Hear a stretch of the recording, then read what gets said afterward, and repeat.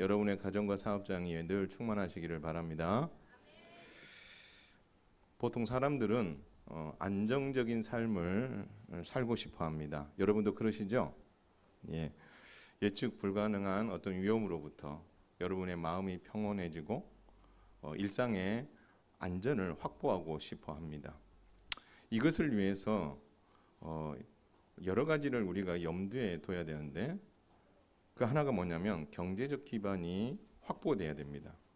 너무나 불필요한 빚을 많이 진다든가 또 예측 가능한 수입을 통해서, 그러니까 매월 이렇게 일정한 수입을 통해서 의식주를 해결하고 그리고 미래에 대한 불안감을 최소화하려고 합니다. 그때에 안정함을 누릴 수 있다는 거예요.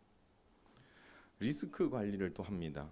쉽게 말하면 대박 나는데 이렇게 돈을 투자하는 게 아니죠. 대박 나는데 뭔가를 노력하는 모험을 하려고 하지 않고 실패했을 때에 타격을 최소화해서 내가 가지고 있는 것을 가능하면 지키기 위해서 애를 쓴다는 거예요. 그러기 위해서 리스크 관리를 한다는 거예요.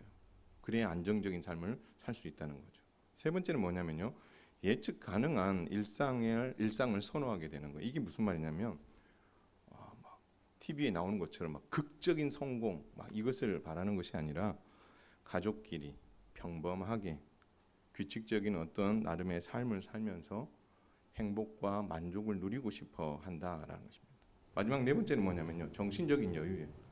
너무 일에만 집중하고 경쟁하는 그런 구조가 아니라 정말 개인의 어떤 휴식, 가족과의 어떤 시간을 보내고 사람들과의 인간관계를 가지며 건강을 생각하며 스트레스를 덜 받으려고 하는데 신경을 쓰게 된다라는 거죠. 이러한 것들에 우리가 염두에 두면서 우리는 안정적인 삶을 살아가려고 한다라는 것입니다. 그렇기 때문에 우리 젊은이들도 그렇고 우리 모두가 어떤 진학을 한다든지 취업을 한다든지 결혼을 한다든지 그리고 어떤 것에 투자를 한다든지 구매를 할 때에 이러한 아까 말했던 네 가지들을 항상 염두에 두고 그 모든 것을 결정함으로 좀 더 안정적인 삶을 살려고 하는 것이 사람들의 본성이고 마음이다라는 것입니다.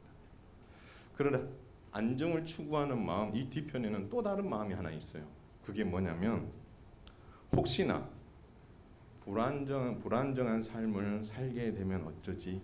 내가 가지고 있는 것들을 잃어버리거나 상실되면 어떻게 할까? 이런 두려움이 또 한켠에 있기 때문에 그 두려움을 덜어내기 위해서 안정적인 삶을 위해 더 많은 수고를 하는 게 우리의 일상의 모습이다라고 보여집니다. 그런데요, 이 일상은 안 믿는 사람이나 믿는 그리스도인 모두에게 동일하게 나타나는 추구하는 삶입니다. 그렇게 생각해 보면 예수님 믿지 않는 사람이나 예수님 믿는 사람이나 삶의 목표가 같은 거예요. 안정적인 삶을 살아야 되겠다. 그래서 아까 그 네 가지를 어떻게 잘 관리해서 가능하면 내 것을 잃어버리지 않고 안정적으로 정말 누리며 살고 싶어 한다. 이게 만약에 믿지 않는 사람과 믿는 사람과의 똑같이 추구하는 삶의 방향이라면 그리스도인이나 믿지 않는 사람이 구별되지 않는다면 굳이 우리가 그리스도인으로 살 이유가 없는 거예요. 그냥 그 추구하는 방향이 똑같으면 안 믿는 사람하고 똑같이 살면 되는 거죠. 그렇다고 해서 예수님 믿는 사람들이 안정을 추구하는 삶을 살지 말라는 게 아니에요.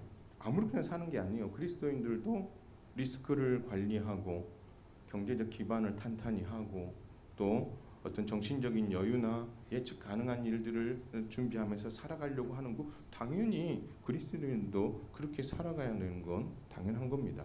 그러나 그리스도인과 그리스도인이 아닌 사람 사이에는 뭔가 분명한 차이는 있어야 된다는 거죠. 뭔가 다른 것을 우리가 추구하고 있다라는 것을 세상 사람들도 알고 있어야 되는 거죠. 그러면 우리는 그리스도인들은 그 무엇을 추구하며 살아가야 되느냐라고 했을 때 오늘 역다하 14장 말씀과 요한복음 14장의 말씀에서는 딱 한 단어를 이야기하고 있습니다. 한번 따라서 하겠습니다. 평안. 평안을 추구하는 삶이에요. 비슷한 것 같잖아요. 안정적인 것을 추구하는 삶이나 평안을 추구하는 삶이나 말장난하는 것처럼 보일 수 있어요. 그러나 중요한 차이가 있는 거죠. 오늘 주신 말씀을 통해서 여러분이 안정적인 삶을 충실하게 살면서도 우리는 그리스도인으로서 평안을 추구하는 삶을 살아야 된다라는 가치관을 확립하고 믿음으로 살아갈 수 있게 되기를 주님의 이름으로 축원을 드립니다. 그래서 오늘 주시는 말씀은요. 평안은 말씀을 기억하고 성령님께 순종할 때 하나님께 받는 영원한 복이다라는 이 사실.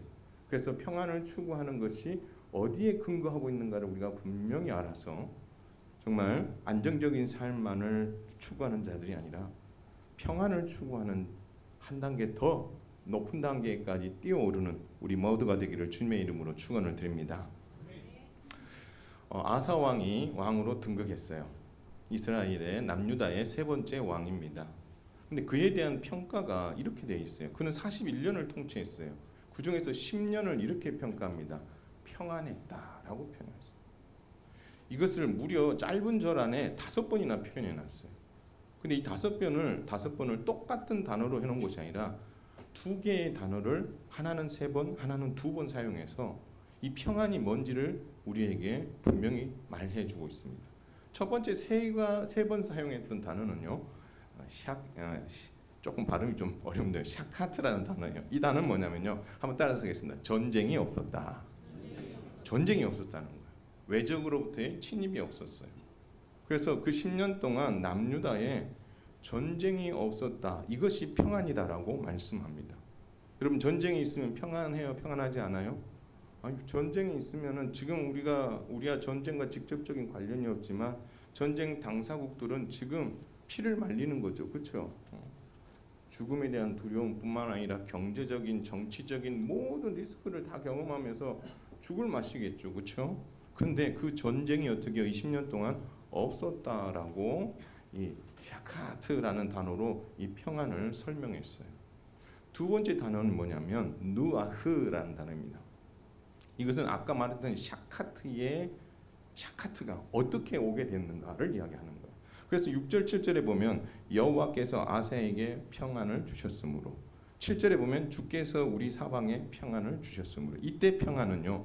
이 누아흐라는 단어입니다. 이 단어는 결국 뭐냐면요. 하나님께서 그 백성들에게 전쟁이 없게 하셨는데 전쟁이 없게 하시는 그 평화가 누구로부터 왔느냐? 한번 따라서 하겠습니다. 하나님으로부터 주어졌다. 믿으시기 바랍니다. 그러니까 하나님께서 그들에게 평안을 주셨고 그 평안의 결과로 그들이 어떻게요? 전쟁 없이 10년의 시간을 보내게 되었다. 그렇게 말하고 있다. 자, 그렇다면 왜 하나님께서는 아사 왕에게 이 10년의 시간을 전쟁이 없이 하나님께서 주신 평안을 누리며 살게 해 주었느냐? 이유가 분명히 있었어요. 크게 두 가지입니다. 첫 번째는 뭐냐면 아사 왕이 하나님 보시기 위해 선과 정의를 행했기 때문이다. 오늘 성경은 그렇게 이야기하고 있습니다. 뭐하고 뭘 행했다고요? 선과 정의를 행했다. 그럼 이 선과 정의는 하나님의 말씀에서 나오겠죠, 그렇죠? 그럼 하나님의 말씀에 뭐 했다는 거예요? 쉽게 말하면 순종했다. 그럼 그 순종을 어떻게 했을까요? 오늘 성경이 두 절에 대해서 설명을 하고 있는데 쉽게 말하면 이거예요. 한마디로 말하면 우상의 제단과 신상들을 다 뭐 했어요? 없애버렸어요. 하나님을 섬기면서 성경에 보니까 앞에 있는 아사 왕의 아버지나 이 삶을 보면은 하나님을 분명히 섬기면서도 산당이 아직 남아 있었다라고 이야기하고 있어요. 그렇죠? 그러니까 다 어떻게 정리를 못한 거죠. 근데 아사 왕은 그 모든 산당과 우상을 다 깨뜨리고 제거하는 일을 한 거죠. 이것을 하나님께서 뭐하다고 보신 거예요? 선하다, 정의를 시행했다. 하나님 그렇게 판단하신 거예요. 그래서 하나님께서 아사 왕에게 뭘 주셨어요? 평안을 복으로 주셨다.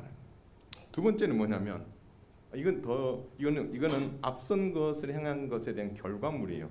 선과 정의를 행했더니 아사 왕과 백성들의 눈이 띄어진 거예요.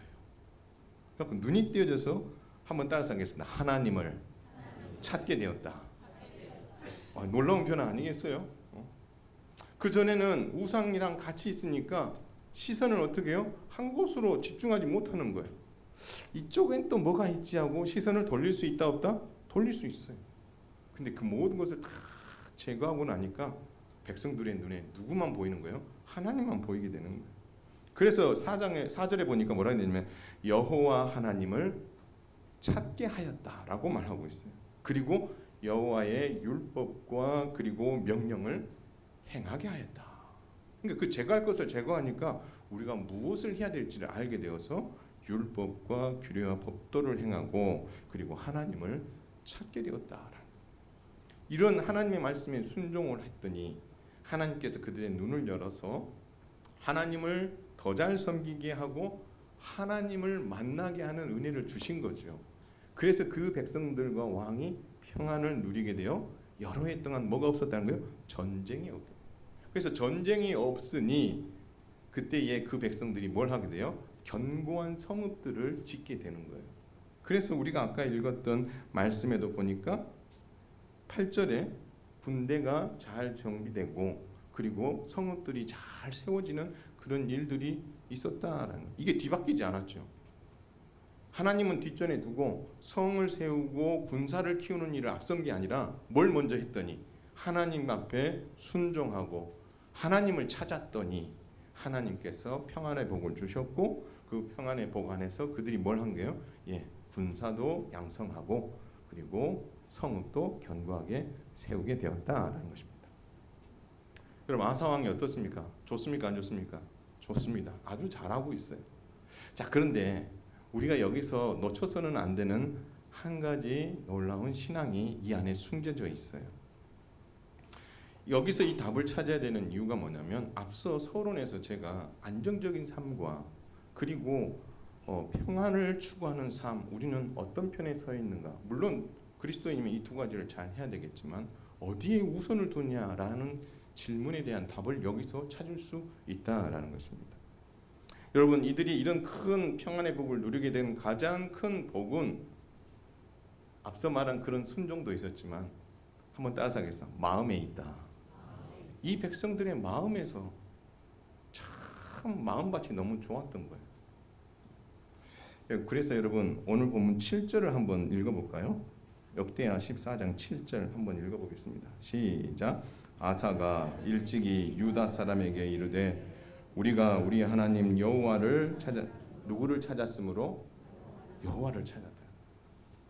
여러분 하나님을 찾는다 이 말 안에는 뭐가 들어가 있어요? 마음이 없으면 하나님을 찾을 수 없는 거예요. 하나님이 우리에게 평안을 주시는 분이시다라는 것을 그들이 뭐 한 거예요? 마음에 믿은 거죠. 그렇기 때문에 하나님을 찾게 됩니다. 계속 읽습니다.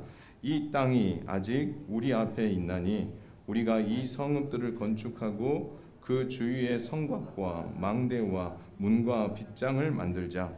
우리가 주를 찾았으므로 주께서 우리 사방에 평안을 주셨느니라 하고 이에 그들이 성읍을 형통하게 건축하였더라. 또 한 번 뭐가 나와요? 주를 찾았다라는 말이 나온 거죠.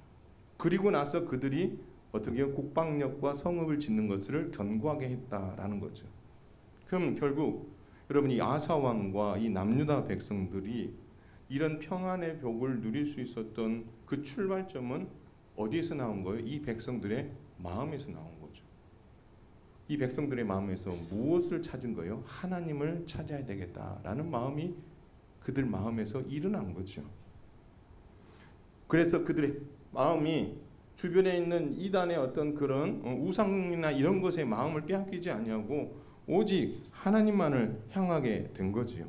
그리고 이 평안이 그래서 하나님께로부터 왔다는 것을 더 굳게 믿게 된 거고 그들이 지금 누리고 있는 이 평안과 넓은 영토가 자신들의 어떤 노력에 의해서 얻어진 산물이 아니라는 것을 그들이 고백하고 있는 거죠. 이 모든 것이 누구로부터 왔다는 거예요? 하나님으로부터 왔다. 만약에요, 이 사람들이 평안이 아니라 안정적인 삶을 그들이 추구했다면 그들은 아마 국방력을 강화하는 일들과 그리고 외교를 강화하는 일에 집중했을 거예요. 그러니까 일의 순서가 바뀐 거잖아요. 그들이 안정적인 삶을 추구했더라면 국방력을 강화하고 외교를 탄탄히 해서 외부의 공격으로부터 이 남유다를 뭐 하는 거예요? 보호하는 일에 집중했을 거예요. 그러나 이들은 순서를 바꾸지 않았어요. 먼저 뭘 구했어요? 평안을 구했고, 이 평안이 누구로부터 오는 거예요? 하나님으로부터 오는 걸 알았고, 그래서 그 하나님을 뭐예요? 찾은 거예요. 그래서 하나님의 말씀에 순종하게 됐고 우상을 다 제거하게 되는 이런 일들이 일어남으로 말미암아 우리가 진짜 하나님을 더 잘 섬겨야 되겠구나라는 것을 그들이 알게 된 거죠. 결국 하나님께서 이 백성들에게 큰 복을 주신 거예요. 평안의 복을. 오늘 우리가 자세히 살피지는 않겠지만 레위기 26장과 신명기 28장을 보면 하나님께서 이 백성들에게 복과 저주를 주십니다. 말씀에 뭐 했을 때? 순종했을 때 내가 너에게 복을 준다. 너희가 말씀에 순종하지 않았을 때 내가 거기에 따르는 저주를 주겠다라고 말씀하셨어요.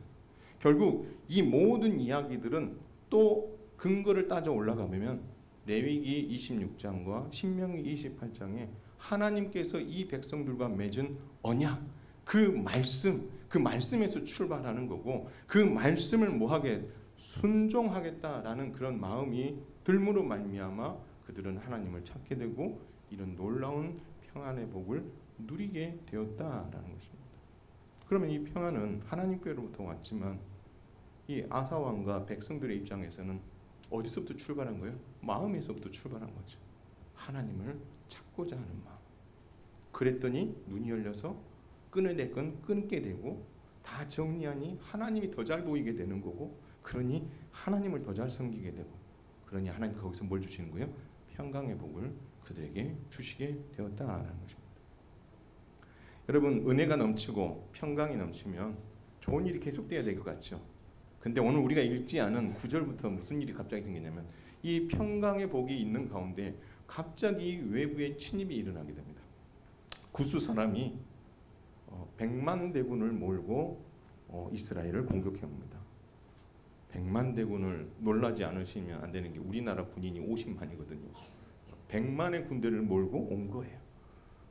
여러분 이 상황에서 이 아사 왕과 이 백성들이 보여준 그 모습들을 들여다보면 이들이 이 10년간 하나님께서 이들 향해서 평안을 주시면서 그들의 어떤 삶의 결과를 평안했다라는 딱 한마디로 표현할 수 있었던 그 근거가 하나님께로부터 왔다라는 사실을 알 수 있는 게 위기가 딱 찾아왔을 때에 이 아사 왕과 이 백성들은 뒤도 돌아보지 아니하고 하나님만을 바라봅니다. 여러분 오늘 11절을 한번 읽어볼까요? 11절 읽겠습니다. 시작. 아사가 그의 하나님 여호와께 부르짖어 이르되 하나님이여 힘이 강한 자와 약한 자 사이에는 주밖에 도와줄 리가 없사오니. 이 상황에서 강한 자는 누구예요? 네, 그 구스 사람들이에요. 우리는 남유다는 약한 자예요. 강한 자와 약한 자 사이에 우리를 도와주실 분이 누구밖에 없다는 거예요? 하나님밖에 없는 거예요. 하나님을 뭐 한 거예요? 찾은 거예요. 계속 읽습니다. 시작. 우리 하나님 여호와여 우리를 도우소서. 우리가 주를 의지하오며 주의 이름을 의탁하옵고 이 많은 무리를 치러 왔나이다. 여호와여 주는 우리 하나님이시오니 원하건대 사람이 주를 이기지 못하게 하옵소서 하였더니 할렐루야. 여러분 이 고백이 그냥 나오는 게 아니거든요. 앞선 이야기가 전제되다 보니 위기가 찾아왔을 때 우리가 누구를 찾아야 답이라는 걸 아는 거예요. 하나님을 찾아야 하나님께서 우리에게 주신 이 평안을 뭐 할 수 있다? 계속 누릴 수 있다라는 것을 그들이 안 거죠. 그래서 하나님이요 우리의 도움은 천지를 지으신 여호와 하나님 당신밖에 없습니다. 이 위기 속에서 우리를 살릴 분은 당신밖에 없습니다. 그렇게 뭐 한 거예요? 간절히 하나님을 찾게 되는. 그래서 이것이 갑작스럽게 나온 믿음이 아니라 그들이 10년간 살아오면서 이 평안이 하나님께로부터 왔다는 이 놀라운 것을 어떻게 해요? 그들이 배우고 알고 경험함으로 위기가 찾아왔을 때도 그것이 실력으로 어떻게 해요? 그대로 드러나게 되었다라는 것입니다. 그리고 전쟁에서 대승을 했어요. 많은 전리품을 가지고 어디로 돌아왔냐면 예루살렘으로 돌아왔어요. 뭐 이걸 어떻게 해석할 수 있냐, 뭐 다를 수도 있겠지만, 여러분 우리가 승리하고 돌아왔다라고도 표현할 수 있는데, 여기에 예루살렘으로 돌아왔다라고 굳이 여기다가 예루살렘을 명명하고 있어요. 여러분 예루살렘이 어떤 도시입니까? 평화의 도시라고 우리가 알고 있습니다. 그러면 매우 의도적인 표현일 수도 있는 거죠. 우리가 이 전쟁에서 승리하고 평안을 다시 뭐 했던 거예요? 누리게 된 것이 다 누구 때문이다? 하나님 때문이다 라는 것을 그들이 알게 되고 고백함으로 어디에 들어가는 거예요? 승리의 기쁨으로 하나님께서 통치하시는 이 예루살렘으로 돌아갔다라고 기록으로 남기고 있다라는 것입니다. 그렇다면 정리해보면 아사 왕과 남유다가 안정된 삶을 추구할 수 있지만 평화를 먼저 추구하고 그것을 잊지 않고 하나님의 말씀과 언약에 순종하며 평안을 주시는 하나님에 대해서 평상시에도 전쟁의 위기 때에도 최고로 그분을 찾고 의지했을 때에 하나님께서는 그들에게 승리도 주셨고 평안의 복을 주신 줄 믿으시길 바랍니다. 그래서 안정적인 삶이 나쁘고 그리고 평안을 추구하는 삶이 정답이다가 아니라 무엇이 우선순위라는 거죠. 우리는 먼저 하나님을 의지하고 찾으며 평안을 추구하는 삶을 살아갈 때에 하나님 의지하는 삶을 살아갈 때 하나님께서 이 안정을 누리는 이 삶을 뭐 해주는 거예요? 더불어 이렇게 주시는 부분이에요. 이것이 역전되면 안 되는 거죠. 근데 아사와 이 백성들은 이것을 역전시키지 않고 분명한 우선순위를 알고 하나님을 찾음으로 이 평안의 복을 누리게 되었다라는 것입니다. 우리도 한번 생각해 볼 필요가 있죠. 나는 평안을 추구하는가? 아니면 나는 안정을 취하는가? 추구하고 있는가? 나는 어디에 더 마음을 많이 빼앗기고 있고 쏠리고 있는가? 이것에 대한 대답을 조금 더 한번 살펴보겠지만 정말 여러분들이 어느 편에 설 건지를 잘 선택하고 무엇에 우선순위를 둬야 될지를 여러분들이 충분히 헤아리셔서 하나님께서 여러분에게 주시는 평안의 복으로 여러분과 여러분의 가정이 이 교회가 든든하게 서갈 수 있게 되기를 주님의 이름으로 축원을 드립니다. 그렇다면 예수님께서는 제자들과 교회에게 어떤 삶을 살라고 말씀하셨을까요? 안정적인 삶을 살아라? 아니면 평안을 추구하는 삶을 살아라? 당연히 평안을 추구하며 살라고 말씀하셨겠죠. 그러나 우리 현실로 한번 돌아보면 우리는 지금도 연약해서 안정을 추구하는 삶을 살기 위해서 열심히 지금 달려가고 있어요. 예수님의 뜻대로 평안을 추구하는 삶을 살지 못할 때도 있어요. 우린 그렇게 연약한 자예요. 저도 그렇고 여러분도 그렇고 마음은 평안을 추구하면서 살고 싶은데 현실 앞에서 이것을 선뜻 선택하지 못하는 아쉬움이 우리에게 있는 게 사실입니다. 이것을 돌려 이야기하면 우리는 참 하나님의 주시는 그 평안을 추구하는 삶을 살아갈 만한 힘이 우리 안에 있다 없다? 없다. 때로는 그렇게 살아가는 듯 보이지만 때로는 우리가 안정을 먼저 선택하는 실수와 아쉬움을 많이 보일 때가 있다라는 것입니다.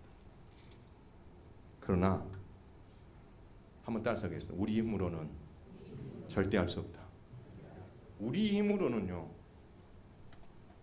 평안을 추구하는 삶을 살아가는 그 일들을 끊임없이 해갈 수 없다는 거예요. 그렇기 때문에 하나님께서 우리에게 예수님께서 선물을 하나 주셨어요. 이 예수님께서 그 요한복음 14장 이야기는 이제 예수님의 십자가가 점점 가까워오는 가운데 주신 말씀인데 제자들이 두려워하는 거예요. 14장 앞부분을 보면 제자들이 두려워해요. 예수님께서 십자가에 죽으시고 부활하셔서 아버지께로 다시 가신다라고 말씀하시고 그리고 우리가 거할 처소를 다 예비하시면 다시 오시겠다라고 말씀을 해주셨어요. 그런데 이 이야기를 듣고 제자들이 할렐루야라고 이야기한 게 아니에요. 제자들의 마음에 무슨 마음이 들어왔냐면 두려움이 찾아왔어요. 그래서 하나님께서 예수님께서 이 제자들에게 위로하시는 이야기가 오늘 요한복음 14장이에요. 근데 그 위로 중에 가장 큰 위로가 뭐냐면 얘들아 내가 너희와 함께하지 않는 것 때문에 두렵니? 아니야. 내가 너희들에게 놀라운 선물을 하나 준비하고 있어. 깜짝 선물인데 이거 받으면 진짜 놀라워할 거야. 그러면서 주님께서 27절에 이렇게 말합니다. 평안을 너희에게 주노니 곧 나의 평안을 너희에게 준다라고 말합니다. 두려워하지 말라는 거예요. 내가 너희에게 줄 수 있는 것은 뭐다? 평안이다. 근데 그 평안은 세상이 줄 수 없고 누구만이 줄 수 있다? 나만이 줄 수 있는 평안의 법이다. 세상의 안정이라는 것이 줄 수 없는 거야. 나만이 줄 수 있는 거지. 그래서 이 평안은 마음에 근심하는 이 제자들을 다시 이렇게 세우고 힘을 얻게 만들어주는 중요한 원동력이 되는 거죠. 그러면 왜 이렇게 하나님께서 그리고 어떻게 하나님께서 예수님을 통해서 주신 이 평안이 제자들의 근심을 단번에 사라지게 만들고 영원히 그 평안을 추구하며 살 수 있도록 만들 수 있느냐라고 했을 때에 제자들의 힘으로는 안 되는 거죠. 이것을 계속해서 누리며 살아갈 수 있도록 하기 위해서 예수님께서는 성령을 보내주시겠다라고 말씀하셨어요. 그래서 요한복음에 보니까 뭐라고 되면 보혜사 성령님을 보내주시겠다라고 말씀하시는 거예요. 따라서 너희가 내가 주는 이 평안을 가지고 하나님의 말씀에 순종하며 평안을 추구하는 삶을 살아갈 수 있는 것은 너희의 힘으로는 되지 않아. 그렇기 때문에 성령을 내가 너희에게 보내주어서 성령님의 도우심으로 말미암아 너희가 평안을 뭐예요? 추구하는 삶을 살아가도록 내가 도울 거야. 하나님 그렇게 말씀해 주고 있다라는 것입니다. 그렇다면 평안을 우리에게 어떻게 성령님께서 누리도록 도우실 수 있느냐? 여러분 너무나 잘 알아요. 두 가지입니다. 하나는 뭐냐면요. 성령님께서 제자들과 교회에게 모든 것을 따라서 하겠습니다. 가르쳐 주신다. 가르쳐 줄게. 너희가 평강을 추구하는 삶을 살아갈 수 있도록 내가 끊임없이 뭐 해줄게? 가르쳐 줄게. 두 번째는 뭐냐면요. 예수님께서 말씀한 그 모든 것을 한번 따라서 하겠습니다. 생각나게 해줄게. 이것이 은혜거든요. 내가 어떤 어려운 거 고난 앞에 딱 닥쳤어요. 예상치 못한 문제 앞에 딱 닥쳤어요. 근데 내가 이걸 어떻게 하는 것이 하나님의 뜻인지 모를 수 있어요.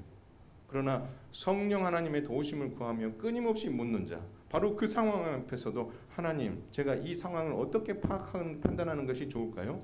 하나님, 이 상황에서 내가 어떻게 말하는 것이 좋을까요? 하나님, 내가 이 상황을 어떻게 받아들이는 것이 하나님이 기뻐하시는 선택일까요? 하나님, 내게 가르쳐 주시고 생각나게 해 주시옵소서. 누구에게 기도하는 거예요? 성령님께 기도하는 거예요. 그러면 성령님께서 막혀있던 것들을 뚫어주시고 무슨 말을 해야 될지 모르는 우리에게 무슨 말을 해야 될지 입에다 담아주셔서 그것을 하게 해 가시는 거예요.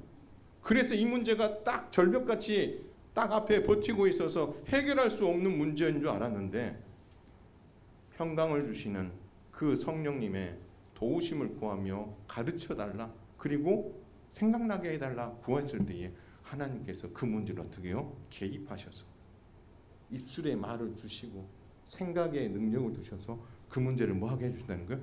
풀어가게 해주신다라는 거예요. 이것이 여러분 평강을 추구하는 삶인 줄 믿으시길 바랍니다. 따라서 우리의 지혜로 우리의 경험치로 무엇을 하려고 하면 탁탁하고 부딪힐 수밖에 없어요.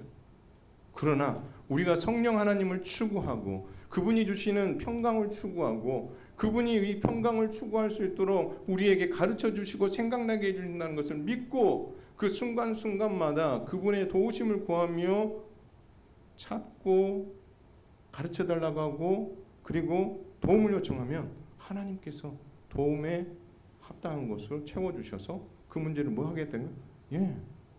이겨낼 수 있도록 도우시겠다라고 말씀하고 있다라는. 따라서 이 평강은 우리가 일반적으로 생각하면 평강하면 안정한 거하고 비슷하다라고 생각하지만 출발이 다른 거죠. 안정은 어디서 출발해요? 나로부터 시작돼요. 내가 어떻게 해서 내가 어떻게 해서 이 가정을, 내가 어떻게 안정적으로 해볼까? 내가 중심이에요, 안정은. 근데 평안은 누구로부터 와요? 하나님으로부터. 그리고 제대로 평안을 추구하면 누구를 의지해요? 성령님을 의지해요. 그리고 뭐예요? 가르쳐달라고 해요. 그리고 어떻게 해요? 하나님 주세요. 생각나게 해주세요. 그러면서 어떻게 해요? 그 문제를 풀어가는 거예요. 출발 자체가 다른 거죠. 사랑하는 성도 여러분, 안정은 불완전한 내 노력을 수반하기에 실패에 대한 두려움이 동반할 수밖에 없고 그리스도인인 우리에게 어울리지 않는 삶의 방법이다라는 거죠. 주님은, 성경은요 항상 많은 부분에서 이렇게 뭐라 이야기하시냐면 두려워하지 말라 이 말씀하시거든요. 그냥 말로 그냥 한번 해보시는 말씀이에요? 아니잖아요. 두려워하지 말라라는 말씀을 하실 때는요 두려워하지 않게 누가 도우시겠다는 거예요. 내가 돕는다는 게 전제가 돼 있는 거예요. 그렇다면 여러분, 세상 사람들이나 우리가 똑같이 안정적인 삶을 추구하면서 내 방식대로 살아가려고 막 애썼던 그 많은 애쓴 뒤에 있는 그 무거운 짐, 거기에 매여 있고 고통하는 성도의 삶이 온전한 삶입니까? 아니면 우리 그리스도인으로서 하나님의 평강을 바라보며 그분을 찾고 의지하는 게 우리 그리스도인의 삶이냐? 여러분, 만약에요 여러분이 대구의 동성로에 나가셨어요. 동성로에 나가는데 이 무더운 이 대구하고 경산하고 요 동네가 TV에 나오는 여러 가지 주제 중에 하나가 더위더라고요. 더위. 덥다 하면 경산이고 덥다 하면 영천이고 막 이러더라고요. 근데 여러분, 이 무더운 37도 8도 올라가는 더위에 만약에 동성로에 두꺼운 파카를 입고 그 털 신발을 신고 장갑을 끼고 여러분 그 동성로를 걸어간다고 생각해 보세요. 여러분 뭐라고 생각하시겠어요? 네, 적나라하게 이야기하시면 저 사람 왜 저러지? 왜 저런 옷을 입고 다니지? 저 사람 미쳤나? 이렇게 보는 거죠. 그렇죠? 왜 그렇게 바라보죠? 그 날씨와 상황에 뭐 한 거예요? 맞지 않는 옷을 입고 있는 거잖아요. 마찬가지예요. 우리 그리스도인들도 안정을 추구하는 삶을 살아가는 것을 포기하는 게 아니에요. 우리가 제대로 그리스도인으로서 옷을 입으면 먼저 뭘 추구하는 거예요? 하나님을 추구하고 평강을 추구하고 그분이 주시는 은혜를 바라보고 성령의 도우심을 구하면서 살아가게 되면 뒤이어 따라오는 안정적인 은혜와 복은 뒤따라오는 거예요. 근데 우리가 옷을 잘못 입고 이것을 뒤집어 입으면 무슨 일이 생기는 거예요? 사람들로부터 왜 저렇게 생활하지? 왜 저 사람 좀 제정신이 아닌 것 같아? 이런 말을 들을 수밖에 없다라는 것입니다. 만일 이처럼 그리스도인이 안정을 추구하고 살면 세상 사람들처럼 염려와 두려움에 갇혀서 수고하고 무거운 짐을 진 자와 별반 다름이 없는 거죠. 내가 주인이 되고 내가 안정을 얻기 위해서 자신의 방법대로 살아가려고 몸부림치면 그리고 실패하면 안정적인 것들을 다 잃어버리지 않을까 염려하는 마음으로 우리 안에 가득할 수밖에 없는 겁니다. 그렇게 되면 그리스도인과 세상 사람들이 다를 바가 하나도 없고 구별되는 게 없는 거죠. 변별력이 없는 겁니다. 반대로 우리가 평안을 추구하고 하나님의 말씀에 순종하며 살아가려고 하고 성령의 도우심을 구하면서 하나님 생각나게 해주세요. 가르쳐 주세요. 하나님을 끊임없이 찾을 때에 성령님을 끊임없이 의지할 때에 하나님께서는 여러분에게 평안의 복을 더하실 뿐만 아니라 그 문제를 돌파할 수 있는 힘과 능력을 주시는 줄 믿으시기를 주님의 이름으로 축원을 드립니다. 더 나아가서 이 일을 행하실 성령님은 우리에게 성령님을 통해서 주신 이 평안을 세상이 빼앗을 수 있습니까? 없습니까? 없는 줄 믿으시기 바랍니다. 이 평안은 여러분의 것이에요. 다만 그것을 여러분이 어떻게 활용하느냐가 문제지. 하나님을 먼저 찾느냐, 내가 주인이 되느냐, 요 차이인 거죠. 따라서 우리 그리스도인들이 평안을 추구하는 삶을 살려면 내 자신이 죽어야 돼. 그리고 내 주인, 내가 앉아있던 그 주인의 자리에 누구를 앉힌, 내가 거기서 빨리 내려와서 성령님, 제가 지금 겪고 있는 이 고난을 능히 이길 수 있는 길을 내게 알려주십시오. 생각나게 해주세요. 지도해 주세요. 하나님이여, 당신의 말씀을 이 순간에 내게 생각나게 해주셔서 내가 이 말씀 붙잡고 이 위기를 넘어지지 않고 이길 수 있도록 성령님 도와주세요.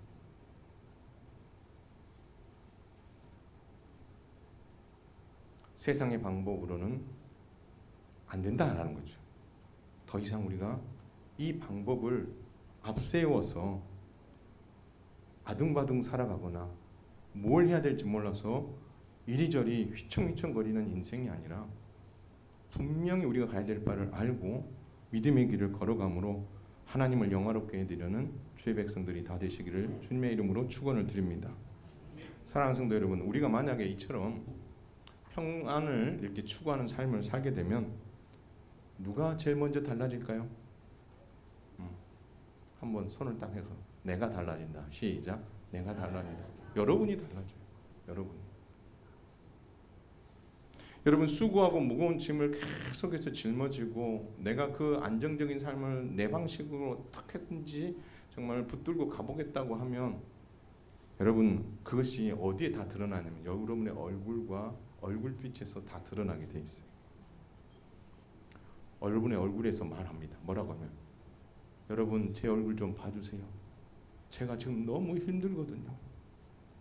저를 위해서 좀 뭘 좀 해주세요. 이렇게 우리 얼굴이 우리를 향해서 이야기하게 돼 있습니다. 초조한 얼굴, 안도감은 찾아볼 수 없고 고된 수고로 인한 그 무거운 짐이 우리 얼굴 안에 다 드러나게 돼 있어요. 그러나 반대로 평안을 따라 살게 되면 우리의 얼굴이 달라지는 거죠. 이제 살 것 같아. 수고의 짐을 내려놓은 편안한 얼굴, 은혜와 감사의 눈물, 정말 해같이 빛나는 은혜가 여러분 얼굴 안에서 어떻게요? 나타나게 됩니다. 성도들 중에는 목사님 이런 일인데 어려워요. 찾아와 이야기합니다. 근데 돌아가면서 하시는 말씀은 뭐 그래도 괜찮아요. 내가 예수님 믿기 때문에 이겨낼 수 있어요.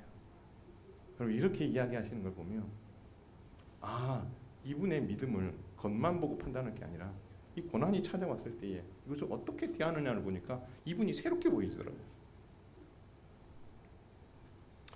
여러분 만약 여러분이 안정적인 삶을 추구하면서 정말 고속도로에서 가속 페달을 깊게 밟고 속도를 막 150, 200까지 막 끌어올리면서 안정적인 삶을 내가 한번 살아보겠다고 막 달리고 있는 분들이 계십니까? 지금 브레이크를 서서히 밟으시면서 속도를 줄이시고 영적인 휴게소로 빨리 들어가시길 바랍니다. 여러분 죽어요. 그렇게 되면 오늘 주신 이 말씀이 여러분에게 있어서 경찰차였으면 좋겠어요. 여러분 고속도로에서 경찰차가 있는 이유가 무엇입니까? 우리 20대 30대 초반에는 요즘 같은 시스템이 안 돼 있어요. 그러니까 경찰들이 어디 숨어 있어요? 쫙이 커브길에 이렇게 다 숨어 있다가 딱 찍어가지고 이제 벌금을 이렇게 매기잖아요. 지금 그렇지 않잖아요. 여러분 그런데 만약에 우리가 속도를 조절하지 않고 막 그냥 150, 200 달리고 있으면 여러분 경찰차가 그걸 가만히 놔둡니까? 이 사람으로 인해서 주변에 있는 사람들이 위험을 느끼니까 경찰차가 그들을 쫓아가서 어떻게 해서든지 제재를 하고 갓길에 서도록 만들어서 그 위험을 어떻게 해요? 제거하려고 하지 않겠습니까? 여러분 오늘 주신 이 말씀이 이 경찰차와 같은 역할을 한다는 것을 여러분 꼭 기억하셨으면 좋겠어요. 여러분이 만약에 안정됨을 추구하면서 폭주하고 있을 때에 오늘 주신 이 말씀이 경찰차가 되어서 여러분의 앞을 가로막으며 4329 차량, 4329 차량 속도 줄이시고 저 따라오세요. 저 따라오세요. 그리고 이 경찰차가 어디로 데리고 가냐면 휴게소로 데리고 들어가는 거죠. 가서 쉬도록 하고 뭐 잘못했으니까 딱지도 떼겠지만 그 지금 흥분된 마음이나 이 모든 것들을 깔아앉히고 생각해보게 만들고 이 상황이 당신에게 얼마나 위험한가를 인지시키고 하지 못하도록 도와주는 역할을 하지 않겠습니까? 그렇죠? 마찬가지예요. 여러분, 오늘 이 말씀이 이 경찰차와 같아요. 경광등을 켜고 사이렌을 울리면서 계속해서 우리에게 지금 이야기하고 있는 거예요. 속도를 내며 달려가고 있는 여러분 옆에 딱 달라붙어서 여러분의 차량 번호를 부르면서 더 이상 속도 내면 안 됩니다. 위험합니다.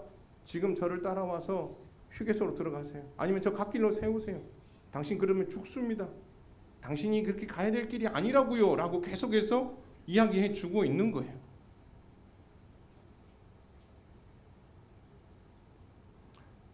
말씀이 되신 예수님, 도우시는 성령님께서 앞서가시게 해야 돼요.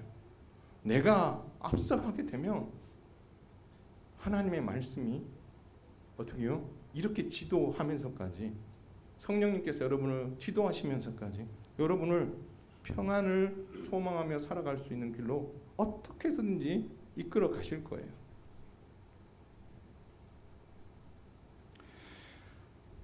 그래서 여러분들 꼭 기억하셨으면 좋겠어요. 하나님, 제가 성령께서 주시는 이 평안을 소망하면서 살아가는 인생을 살았는지, 아니면 내가 주인이 되어서 정말 안정적인 것을 내가 해볼 수 있다라고 생각하며 끊임없이 달려왔던 인생들이 있다면 제발 그 자리에서 그 속도를 내고 있었던 그 엑셀레이트 페달을, 가속 페달을 해서 발을 떼시고 브레이크에 발을 대면서 여러분의 핸들을 빨리 누구에게 맡기세요? 하나님께. 빨리 성령님께 맡기시고 빨리 예수님께 맡기세요. 그게 여러분이 살 길이에요. 그런데요, 우리가 그런 마음을 가지고 있을 때 그렇게 한 게 네가 사는 방법이 아니야 라고 우리 마음에 또 다른 마음이 우리를 어떻게 해요? 부추길 수 있어요. 사단이 우리를 부추깁니다. 당장 눈앞에 보이는 것이 급하게 보이고 그게 더 좋아 보이게 만드는 거예요. 야, 그게 지금 중요하지 않잖아. 그 지금 그 당장 중요한 게 이게 지금 더 중요한데 이거 해야지. 사단이 자꾸 우리의 마음 안에서 성령께서 주시는 감동에 귀 기울이지 못하고 내가 뭔가 해보려고 하는 그 마음에 자꾸 불을 지피고 바람을 넣는 거예요. 잘한다 잘한다 계속 그렇게 가라. 그렇게 사단은 우리를 어떻게 공격해 온다라는 것입니다. 네가 발등에 불 떨어진 거 먼저 해야지. 근데 여러분 기억하십시오.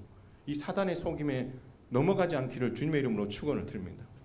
하나님이 나에게 무엇을 주시길 원하시는지, 하나님께서 내게 지금 무엇을 바라시는지, 그 급한 상황 속에 다급함이라는 그 상황 속에 우리의 감정이 매몰되어져서 주변이 보이지 않는 거예요. 주변만 보이지 않는 것이 아니라 평강을 주시는 하나님도 보이지 않는 거예요.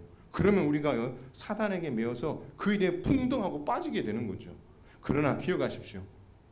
아사 왕이 그 은혜로운 시간 속에서 주변의 그 공격으로 인하여 위기가 찾아왔을 때도 하나님을 찾고 깨어 있으니 그 문제를 어떻게 해결할 수 있었어요. 저와 여러분에게 평안한 일만 있는 것이 아니라 고난도 찾아올 수 있어요. 그러나 매번 여러분의 삶 속에 여러분이 주인 되지 아니하고 예수 그리스도를 주인 되게 하며 성령의 도우심을 구하며 가르쳐 달라고 기도하고 생각나게 해달라고 기도하는 것이 여러분의 일상이 되면 그런 어려움이 딱 닥쳤을 때에 우리는 그 어려운 상황에 함몰되지 아니하고 그 어려움 위에 계시는 하나님을 보게 되는 줄 믿으시길 바랍니다. 그래서 어려움이 찾아왔을 때에 그가 그러한 행동을 하는 것에 대해서 우리가 남 탓을 하면 안 돼요. 우리가 내가 일상에서 그렇게 살지 못했기 때문에 그런 상황을 만드는 거죠. 그렇게 보면 소망 없어 보입니까? 아니요, 괜찮아요. 저도 많이 넘어지고 여러분도 많이 넘어져 봤잖아요.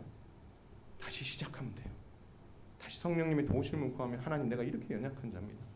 하나님 나를 도와주세요. 매 순간 내가 하나님을 찾고 가르쳐달라고 구하고 생각나게 하게 되면 계속해서 구하겠습니다. 성령님, 내게 평강을 늘 주시고 내가 하나님을 바라보게 해주시는 것이 다시 삶이 되도록 도와주세요. 함께 기도했으면 좋겠어요. 그렇게 한번 해보십시다. 그렇게 함으로 여러분이 살아났으면 좋겠고 제가 살아나면 좋겠고, 그래서 여러분이 삶의 그 주체가 하나님이 되고 내가 그 주체가 아니고 내가 그 안정을 되찾기 위해서 막 온갖 애를 쓰는 인생이 아니라 하나님께서 앞서가시는 일에 맡기고, 하나님 내가 뭘 하기를 원하십니까? 묻고, 성령님 생각나게 해주세요. 가르쳐 주세요. 나는 무능합니다. 연약합니다. 도와주세요. 여러분 그렇게 뭐예요? 구할 때에 여러분이 평강을 주시는 하나님을 먼저 따름으로 평강을 추구하는 삶을 살게 되고, 그렇게 되면 안정이라는 모든 것들이 어떻게요? 따라오는 복이 여러분에게 주어지게 되는 줄 믿으시길 바랍니다. 그래서 옆에 있는 분들하고 한번 이렇게 한번 인사하겠으면 좋겠습니다. 우리 함께 평안을 따르십시다. 시작. 예, 할 수 있어요. 저도 열심히 다시 하겠고 여러분도 그렇게 하시면서 여러분의 인생이 여러분 개인부터 여러분 가정부터 정말 성령 하나님으로 인하여서 주어진 이 평안의 복을 말씀에 순종하고 헌신함으로 헤아려서 여러분의 삶이 되어지고 고백이 되어지고, 그래서 여러분의 얼굴이 정말 울그락불그락 얼굴이 아니라 예수 안에서 행복하고 해피하고 밝은 빛을 비추는 그런 인생으로 여러분 거듭거듭 살아가는 우리 모두가 꼭 될 수 있기를 주님의 이름으로 축원을 드립니다. 아멘.